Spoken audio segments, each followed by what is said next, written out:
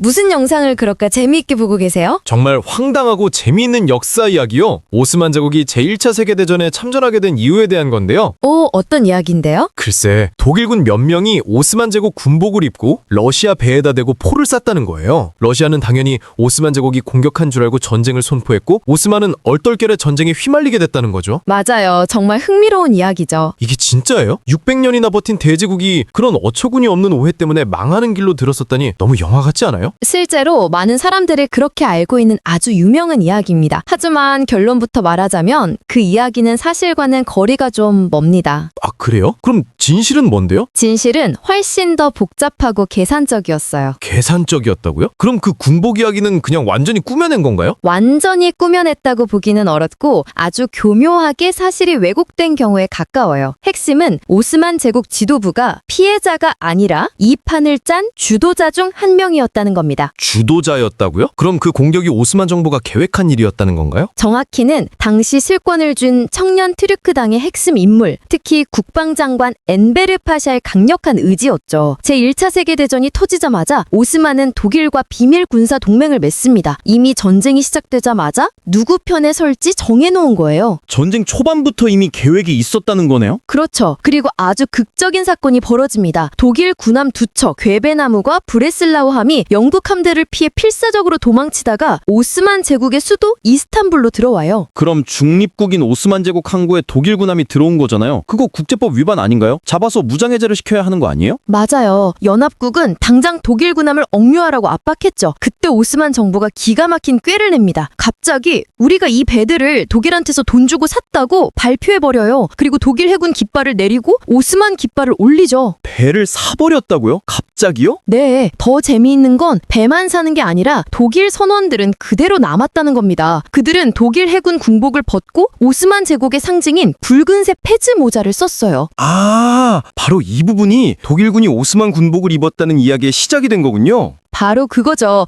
그리고 몇 달 뒤 오스만 제국 깃발을 단 이 배들이 독일 제독의 지휘 아래 오스만 페즈를 쓴 독일 선원들을 태우고 흑해로 나가 러시아 항구들을 무차별 공격합니다. 이게 결정타였죠. 와, 그럼 결국 오스만 제국이 속아서 당한 게 아니라 독일과 짜고 우리는 아닌 척 연극을 하면서 전쟁에 참전할 명분을 직접 만든 거네요. 그러니까 그 이야기는 오스만 지도부의 계획적인 도발을 어쩔 수 없는 오해로 포장한 아주 그럴듯한 변명이었던 셈이죠. 와, 정말 한편의 첩보 영화 같은데요. 그런데 그렇게까지 해서 전쟁에 뛰어들어야 했던 이유가 있었을 거 아니에요. 대체 어떤 나라였길래 그런 무리수까지 두면서 도박을 한 걸까요? 오스만 제국은 14세기에 아나톨리아 반도의 작은 나라에서 시작해서 유럽과 아시아, 아프리카 세 대륙에 걸친 거대한 영토를 다스렸습니다. 그렇게 작은 나라에서 시작해서 대제국이 되려면 군사력이 엄청났겠네요. 그들의 군사력을 상징적으로 보여준 사건이 바로 1353년 콘스탄티노플 정복입니다. 당시 동로마 제국의 수도였던 콘스탄티노플은 1000년 동안 한 번도 함락된 적이 없는 철옹성이었거든요. 1000년이나 버틴 성을 어떻게 무너뜨린 거죠? 바로 대포였습니다. 당시로서는 상상도 할 수 없는 크기의 거대한 대포를 만들었어요. 우르반의 대포라고도 불리는데 포탄 하나의 무게가 500kg이 넘었고 이걸 옮기려면 소 60마리가 필요했다고 해요. 이 대포로 성벽을 무너뜨리고 역사를 바꾼 거죠. 와, 당시에 최첨단 기술을 사용한 거네요. 그렇게 정복한 다음에는 어떻게 다스렸나요? 오스만 제국은 기독교인, 유대인 등 다른 종교를 가진 사람들에게 밀레트라는 자치 공동체를 만들어줬어요. 세금만 잘 내면 자신들의 종교 지도자를 뽑고 그들만의 법과 관습에 따라 살아갈 수 있도록 허락해줬죠. 강제로 바꾸려고 하면 당연히 저항이 심할 텐데 그걸 피한 거네요. 아주 유명한 일화가 있습니다. 15세기 말에 스페인에서 유대인들이 추방당했을 때 당시 오스만 술탄이었던 바이에지드 2세가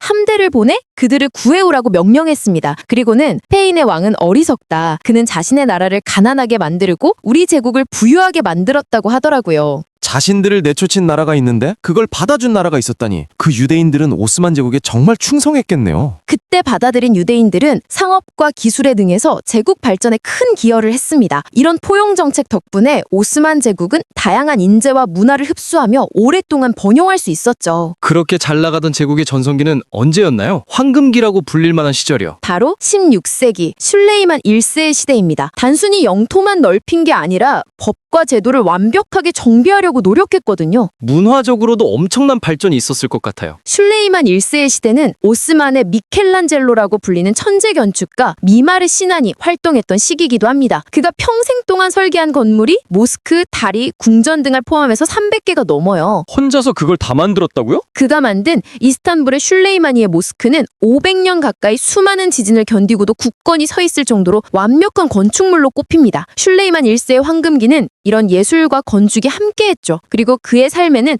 아주 유명한 사랑 이야기가 있습니다. 그녀는 원래 동유럽 출신의 노예였는데 슐레이만 1세의 마음을 사로잡아 노예 신분에서 벗어나 제국의 정식 황후가 된 인물입니다. 당시 술탄이 특정 여인과 정식으로 결혼하는 것은 상상도 할 수 없는 파격적인 일이었어요. 그런 일들이 벌어진 하렘이라는 곳은 보통 술탄의 여인들이 지내는 비밀스러운 공간으로만 알려져 있는데 실제로는 좀 달랐나 봐요. 네, 우리가 영화나 소설에서 보는 것과는 많이 다릅니다.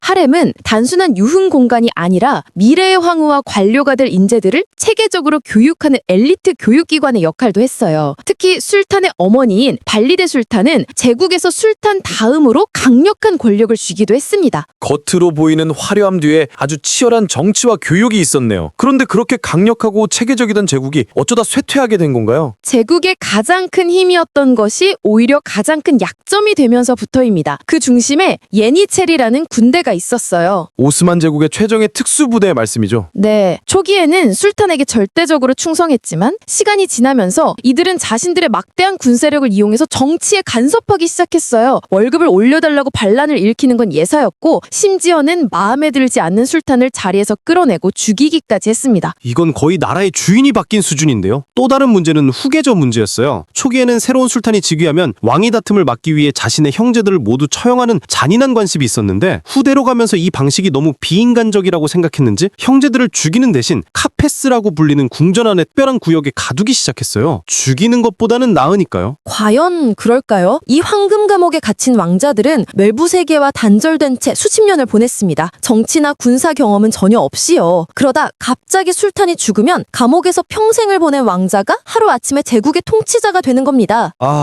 아무것도 모르는 사람이 갑자기 거대한 나라의 리더가 된 거군요. 나라가 제대로 돌아갈 리가 없겠네요. 바로 그겁니다. 예기체리가 국정을 농단하고 경험 없는 술탄이 즉위하는 일이 반복되면서 제국은 안에서부터 서서히 썩어 들어갑니다. 하지만 재미있는 건 정치적으로 쇠퇴하던 시기에도 오스만의 문화적 영향력은 여전했다는 점입니다. 대표적인 예가 바로 튤립이에요. 튤립, 그건 네덜란드 아닌가요? 튤립의 원산지는 중앙아시아이고 이걸 정원에서 가꾸고 결정적으로 좋아하기 시작한 건 오스만 제국이었습니다. 오스만 궁정의 튤립 구군을 유럽으로 가져갔고 이게 바로 네덜란드에서 집 한 채 값과 맞먹는 튤립 버블로 이어진 거죠. 그럼 17세기 네덜란드의 경제 위기가 오스만 제국의 꽃 때문에 시작된 거네요. 네, 이런 상황 속에서 유럽에서는 민족주의라는 거대한 바람이 불었고 오스만 제국은 유럽의 병자라고 불릴 정도로 약해진 거죠. 내부적으로는 골마 터지고 외부에선 계속 치고 들어오는 총체적 난국이었네요. 이제 처음 이야기로 돌아가서 제1차 세계대전이 터졌을 때의 상황이 이해가 되네요. 네, 당시 제국의 실권을 쥐고 있던 청년 튀르크당의 젊은 지도자들은 이 상황을 타개할 돌파구가 필요했습니다. 그들은 이 전쟁을 잃어버린 영토를 되찾고 제국의 영광을 되살릴 마지막 도박이라고 생각했어요. 그래서 독일 편에 서기로 결정한 겁니다. 결국 그 도박의 결과는 처참한 패배와 제국의 해체였군요. 전쟁에서 패배한 오스만 제국은 세브르 조약이라는 굴욕적인 조약을 맺게 됩니다. 하지만 그 조약의 가혹함이 역설적으로 티르키의 민족을 하나로 뭉치게 만들었고 무스타파 케말 아타티르크를 중심으로 한 독립운동을 통해 지금의 티르키의 공화국이 탄생하게 된 겁니다. 한때 세계를 호령했던 관용의 대제국이 내부의 문제와 시대의 변화를 이기지 못하고 결국 전쟁이라나 잘못된 선택으로 무너졌군요. 그리고 그 잿더미 위에서 지금의 튀르키예가 탄생한 거고요. 맞습니다. 그리고 제국이 해체되면서 그어진 중동 지역의 국경선이 오늘날까지도 여러 분쟁의 원인이 되고 있다는 점에서 오스만 제국의 유산은 여전히 현재 진행형이라고 할 수 있습니다. 놓치면 손해겠죠. 지금까지 김현초이였습니다. 감사합니다.